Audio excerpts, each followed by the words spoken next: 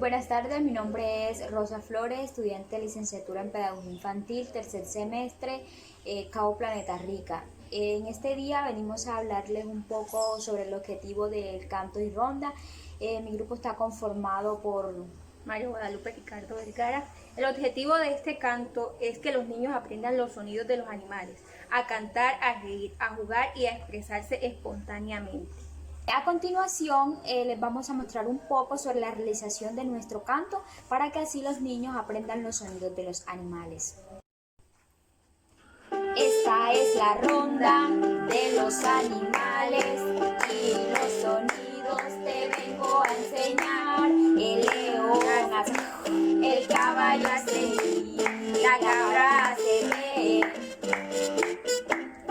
Esta es la ronda de los animales y los sonidos te vengo a enseñar. La lechuza hace, el cerdo hace hoy, el gallo y cómo hace el león, y cómo hace el caballo, y cómo hace la cabra, y cómo hace la lechuza, y cómo hace el cerdo, y cómo hace el gallo, y cómo hace el gallo. Esta es la ronda de los animales y los sonidos te vine a enseñar.